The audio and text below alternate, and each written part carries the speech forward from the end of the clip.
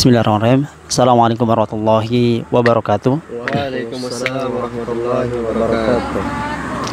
Alhamdulillah teman-teman sekalian, kita masih bisa bertemu kembali ya dalam rangka untuk saling memuhasabah diri dan dalam rangka untuk tetap saling mengingatkan. Jadi kali ini teman-teman sekalian, sebelum kita masuk kepada materi, kami ini berada di tempat nongkrong ya Mama Zapra ya. Jadi teman-teman sekalian, alhamdulillah fasilitasnya dan pelayanannya sangat luar biasa. Mereka memfasilitasi kita untuk menggunakan tempat ini untuk video kali ini. Jadi kali ini kita akan membahas tentang Sumpah Pemuda ya, karena hari ini adalah pembahasan atau kita kenal dengan peringatan Sumpah Pemuda. Namun kira-kira menurut sahabat penadakwah, bagaimana keadaan pemuda saat ini? Namun sebelum saya melanjutkan untuk pembahasan materi, saya coba ingin memperkenalkan. Kali ini saya ditemani oleh pemuda-pemuda yang sangat kece, yaitu ada Kak Sapril. Ya, ini karena hari Sumpah Pemuda, jadi ditemani oleh pemuda-pemuda yang luar biasa. Kemudian ditemani oleh Kak Rapil. Jadi mungkin itu teman-teman sekalian perkenalan singkat terhadap mereka ini, dan lebih serunya kita langsung berbincang-bincang dengan mereka. Kira-kira bagaimana menurut pendapat mereka keadaan pemuda saat ini? Mungkin saya dahulukan oleh Kak Rapil ya. Mungkin silakan Kak Rapil. Baik, bismillahirrahmanirrahim. Assalamualaikum warahmatullahi wabarakatuh. Waalaikumsalam warahmatullahi wabarakatuh.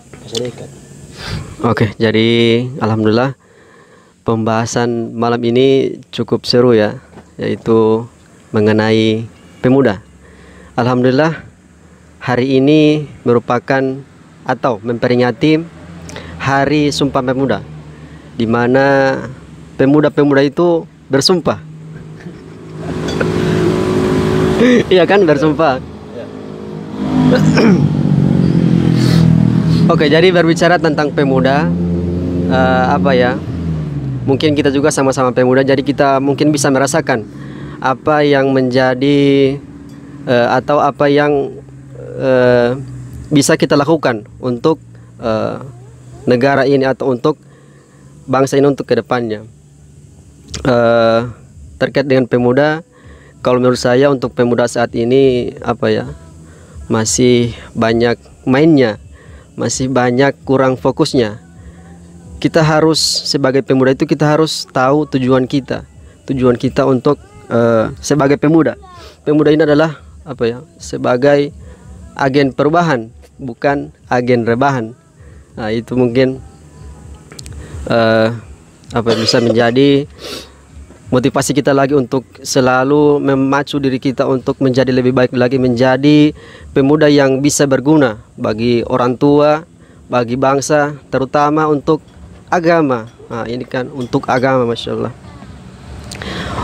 Pemuda, apalagi pemuda muslim, kita harus banyak belajar lagi, karena menurut saya saat ini pemuda muslim itu tidak nampak di permukaan, karena masih banyak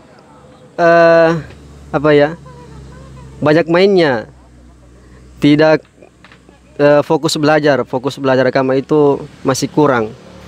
Nah, itu mungkin menjadi pelajaran lagi bagi kita untuk bisa menjadi pemuda yang bisa berguna untuk agama. Dan mungkin kakak-kakak lain ini atau sahabat-sahabat pendakwah ini mempunyai tanggapan-tanggapan lain mengenai pemuda. Saya serahkan kepada Kak Sapril. Mungkin ada tanggapan lain tentang pemuda.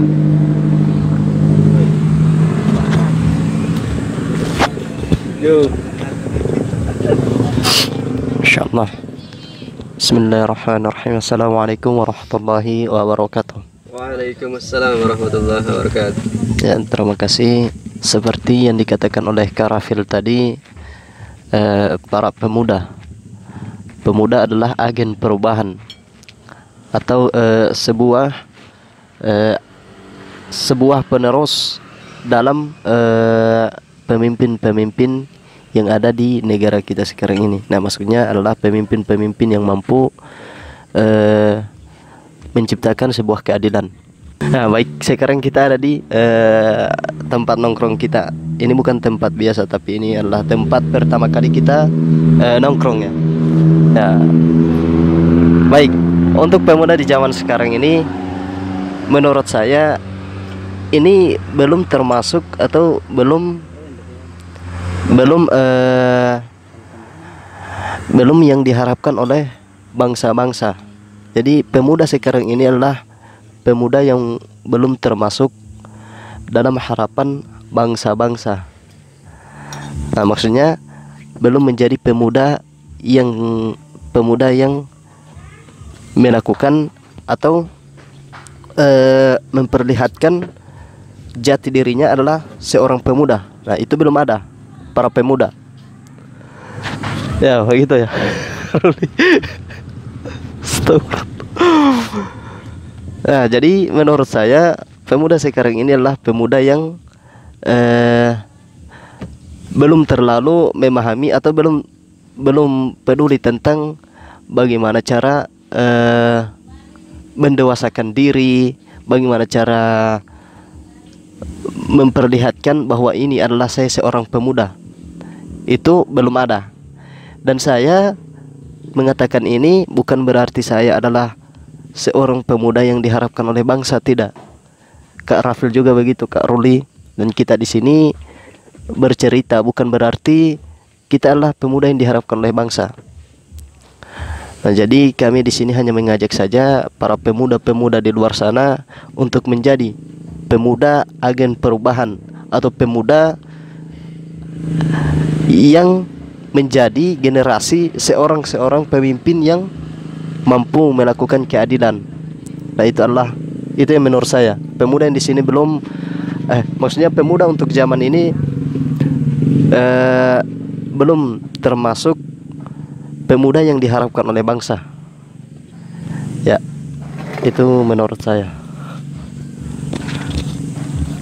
Oke, terima kasih Kak Rafil dengan Kak Sapril ya. Ini Masya Allah sekali ya, tanggapan dari kakak-kakak yang keren ini, yang kece dan yang paling yang seolah saling menginspirasi. Jadi menurut pendapat mereka adalah pemuda saat ini adalah mungkin pemuda-pemuda yang masih jauh dari harapan masih jauh dari harapan negara kita, apalagi untuk agama ya. Karena kita sering lihat ada anak-anak muda mungkin menghabiskan waktunya, Karpet bilang tadi, hanya untuk rebahan kan, padahal pemuda kan agen perubahan kan, bukan agen LPG ya. jadi ini luar biasa teman-teman sekalian. Menurut pendapat mereka luar biasa. Dan marilah sama-sama kita sebagai pemuda jangan menghabiskan waktu kita untuk berebahan. Padahal muda ini kan adalah masa dimana kita masih kuat ya untuk menuntut ilmu, untuk mengasah skill kita. Karena di masa tua itu kita hanya mau tapi belum tentu bisa, karena sudah tidak punya power kan menentukan kita kan. Jadi teman-teman sekalian, mungkin itu pembahasan dari pemuda. Dan menurut pendapat saya memang kalau kita melihat anak-anak muda saat ini ya mungkin ya masih dikatakan jauh dari harapan negara. Jangan dulu bercerita tentang negara, harapan orang tua juga kan. Karena kita lihat anak-anak muda saat ini menghabiskan waktu, ada yang mohon maaf ya, ada orang yang menghabiskan masa mudanya untuk minum minuman keras ya kan, ada yang cuman mengonsumsi narkoba, bahkan ada yang mohon maaf ya menghabiskan waktunya untuk dengan pasangan-pasangan yang jauh dari kata pandangan agama itu bagus kan. Namun mereka menghabiskan waktu untuk hal-hal yang kurang produktif. Jadi setelah ini teman-teman sekalian, mungkin saya ingin tanya kepada mereka lagi, bagaimana menurut pendapat kakak ini tentang bagaimana seharusnya pemuda agar kita bisa menjadi harapan atau menjadi penerus-penerus bangsa, apalagi untuk membahagiakan kedua orang tua. Mungkin saya mulai dari Kak Sapril dulu ya, tentang bagaimana seharusnya pemuda saat ini. Nah, baik, bagaimana solusi atau sebuah kondisi dalam menjadi pemuda yang diharapkan oleh bangsa. Nah, baik, kita jangan dulu mengambil yang diharapkan oleh bangsa dulu. Kita mengambil dari yang diharapkan oleh orang tua. Nah, bagaimana kita berbakti kepada orang tua?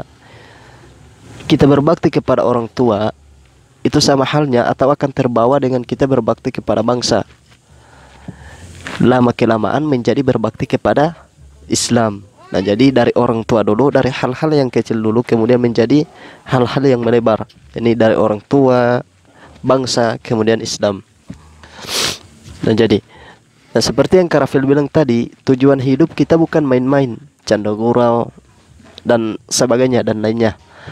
Nah, jadi tujuan kita hidup itu adalah hanya untuk beribadah kepada Allah Subhanahu wa taala, apalagi kepada astagfirullah, apalagi untuk para pemuda yang sekarang ini.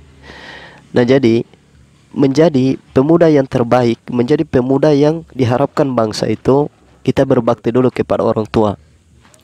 Bagaimana cara kita menyenangkan hatinya orang tua? Bagaimana kita berbicara dengan orang tua, sopan santun kita terhadap orang tua. Nah, kemudian lama kelamaan kita akan membawa sampai ke bangsa.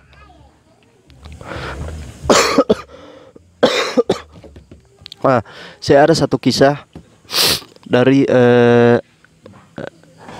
ini bukan kisah. Ini mohon maaf, ini bukan kisah.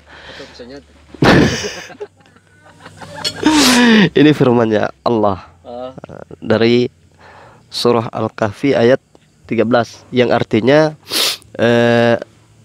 dikisahkan dalam Al-Quran itu ada sekelompok anak muda yang Masya Allah ingin mempererat hubungannya dengan Allah. Jadi mereka itulah pemuda-pemuda yang ingin mempererat hubungannya dengan Allah. Dengan cara apa? Dengan cara meninggalkan apa yang harus ditinggalkan dan mendekati apa yang harus didekati, melakukan apa yang harus dilakukan. Nah, itulah seorang pemuda-pemuda yang diharapkan oleh bangsa. Selain kita berharap, selain kita diharapkan oleh bangsa, nah kita juga diharapkan oleh Islam. Sebagaimana dengan kisahnya Muhammad Al-Fatih. Ya, beliau menaklukkan Konstantinopel yang Masya Allah waktu dulu itu kerajaan yang sangat besar. Kemudian ditaklukkan oleh Muhammad Al-Fatih yang umurnya itu 21 tahun. Ya, beliau hanya berumur 20 tahun atau 21 tahun. Dan saya lupa, mungkin Kak Ruli tahu atau Kak David. Nah, jadi seorang pemuda yang umurnya itu hanya sekian 20 sampai 21 tahun itu, dia menaklukkan Konstantinopel, yakni kerajaan yang terbesar pada zaman itu.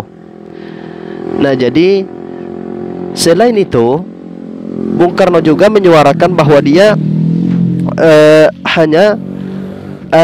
mohon maaf, berikan aku 10 pemuda maka akan kuguncangkan dunia. Nah, itu kata beliau, kata Bung Karno. Nah, jadi pemuda-pemuda inilah yang mampu merubah bangsa, apalagi yang mampu merubah Islam. Nah, jadi itu menurut saya, Karoli. Oke, mungkin terima kasih Kak Sapril atas pendapatnya. Bagaimana seharusnya pemuda saat ini, iya kan? Kita melihat dari kisah yang Kak Sapril utarakan tadi, bahwa yang mana ada seorang pemuda yang rela berkorban demi agama ini kan. Lantas bagaimana kita dengan pemuda saat ini? Kita hanya berkorban demi pasangan yang belum tentu belum tentu jadi pasangan hidup kita kan. Ini kan sebenarnya berkorban yang sia-sia kan, karena belum tentu jodoh dan belum tentu kita mendapat tiket masuk ke surga. Dan ketika kita berjuang berkorban demi agama ini, insya Allah ya kita akan mendapat tiket masuk surga, masuk surga. Dan mungkin saya akan tanya langsung kepada Kak Rafil, bagaimana menurut pendapat beliau tentang bagaimana seharusnya pemuda saat ini sehingganya bisa menjadi kebanggaan negara, kebanggaan agama, bahkan jadi kebanggaan orang tua sendiri ya. Mungkin saya tanyakan kepada Kak Rafil, silakan Kak Rafil.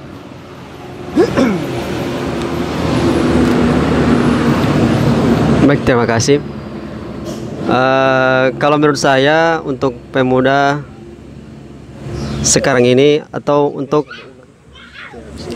pemuda kedepannya itu harus lebih lagi untuk mengasah kemampuannya, mengasah skill skill dalam dunia apa yang ditempuh dalam dunia, mungkin dalam bidang masing-masing lah.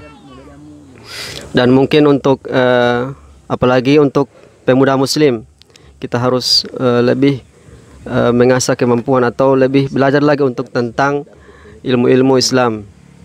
Dan saya pernah membaca di satu artikel bahwa pemuda itu harus lebih mengingat kembali apa tujuan hidupnya di dunia, terlebih sebagai seorang pemuda muslim. Pemuda muslim itu semestinya sudah memahami bahwa tujuan hidupnya di dunia bukanlah sekedar untuk bermain, canda tawa, bergurau, menghabiskan waktu dengan sia-sia. Nah, ini kan mungkin pemuda-pemuda yang apa ya, yang belum bisa dikatakan sebagai pemuda yang menjadi perubahan atau menjadi harapan untuk kita semua. Nah, mungkin itu. Jadi untuk pemuda-pemuda ini harus lebih meningkatkan lagi kemampuan atau skillnya dalam bidang masing-masing. Apalagi untuk pemuda muslim harus lebih banyak ilmu yang harus dicari, atau banyak ilmu yang harus dipahami tentang ilmu-ilmu Islam. Mungkin hanya itu pendapat saya tentang pemuda untuk saat ini. Saya serahkan kepada Kak Ruli. Oke, terima kasih Kak Rapil atas tanggapannya ya. Jadi luar biasa sekali ya tanggapan dari kakak-kakak ini yang Masya Allah ya, yang sangat menginspirasi kepada kita semua. Dan semoga kita adalah termasuk pemuda-pemuda yang insya Allah membanggakan agama, membanggakan negara, bahkan membanggakan kedua orang tua kita. Namun teman sekalian, yang saya coba ingin sharing kepada kita semua bahwa yang mana saya melihat dalam sebuah hadis riwayat Al-Bukhari dan Muslim, bahwa ada kurang lebih ya 7 golongan yang dinaungi Allah, dan termasuk adalah pemuda. Dikatakan di sini adalah pemuda yang senantiasa beribadah kepada Allah semasa hidupnya. Jadi luar biasa ya. Jadi dari 7 golongan itu termasuk pemuda. Jadi jangan sampai kita termasuk pemuda-pemuda yang tidak dinaungi oleh Allah. Berarti dari 7 golongan itu ada juga pemuda yang masuk surga ya Kak? Iya, karena dari hadis ini dikatakan bahwa yang mana Allah menaungi langsung. Karena pemuda ini semasa dia hidup, dia tetap taat kepada Allah Subhanahu wa taala. Karena beda dengan orang yang sudah nikah kan. Kalau nikah kan itu pasti sudah minimal pandangannya sudah lebih kepada keluarga atau istrinya. Apalagi anak-anak pemuda ini kan, kalau zaman muda sekarang ini kan, kalau kita itu melihat lingkungan kita kan pasti rusak. Ada orang yang mohon maaf berpacaran ya dan sebagainya, tapi dia berupaya tetap menjaga ketakwaan kepada Allah Subhanahu wa taala. Karena apa? Karena bahwa dia tahu bahwa pemuda ini sangatlah sangat dicintai oleh Allah Subhanahu wa taala ketika dia meningkatkan ketakwaan kepada Allah Subhanahu wa taala. Jadi teman-teman sekalian, sebagai pemuda yang diharapkan oleh agama, negara, bahkan orang tua, saya pribadi merasa bahwa diri kami ini adalah bukan orang-orang yang serta-merta sempurna, namun kita mencoba untuk menyempurnakan diri. Karena sebagaimana pasti kita ketahui, setiap manusia itu pasti ada hilaf dan dosa ya. Jadi kita berupaya untuk mengurangi kesalahan-kesalahan kita. Maka dari teman-teman sekalian, para pemuda yang saat ini, jangan kita habiskan waktu kita untuk hal-hal yang kurang produktif, apalagi hanya menghabiskan waktu untuk rebahan kan, seperti Kak Rapil bilang tadi. Dan semoga dengan kisah yang Kak Rapil katakan tadi, insya Allah kita menjadi terinspirasi bahwa pemuda-pemuda ini sangat dibutuhkan oleh Nabi zaman waktu itu. Dan kemudian pada masa perjuangan lalu, bagaimana Bung Karno berharap pemuda kan, karena pemuda ini sangatlah kuat kan, pasti sangat kuat, karena kita itu masih punya power. Bagaimana dengan pemuda-pemuda yang banyak rebahan kan, justru tidak punya power kan. Dan tidak mungkin yang bergerak saja itu hanya orang-orang yang tua. Bagaimana bergerak so bengkot tulang. Itu kan, apalagi Kak Sapil katakan tadi bahwa yang mana kalau kita cuma berharap kepada orang-orang sudah tua, ya kan, pasti mereka itu sudah tidak punya kekuatan seperti kita anak-anak muda. Justru kita sebagai anak muda, maka dari itu berupayalah untuk mengoptimalkan diri agar berkontribusi banyak kepada negara, bahkan kepada agama ini. Jangan sampai kita menjadi agen-agen yang justru merusak agama dan negara ini. Mungkin itu teman-teman sekalian yang bisa kami sharing kepada kita semua. Dan semoga sedikit apa yang bisa kami sampaikan ini bisa menambah pemahaman kita, dan kami mohon maaf apabila ada kata-kata yang kurang sesuai, bahkan pembacaan mungkin ada pembacaan dalil atau pembacaan hadis. Mungkin kami merasa bahwa kami pun berusaha untuk belajar sebagaimana pemuda-pemuda yang lain, yaitu mereka pasti akan belajar. Dan kemudian kami mengajak kepada kita semua agar kiranya jangan habiskan waktu kita untuk hal-hal yang kurang produktif, teman-teman sekalian. Maka dari itu, mari kita asah skill kita, jangan biarkan waktu ini larut dalam hal-hal yang kurang bermanfaat. Sekian, wassalamualaikum warahmatullahi wabarakatuh. Waalaikumsalam warahmatullahi wabarakatuh.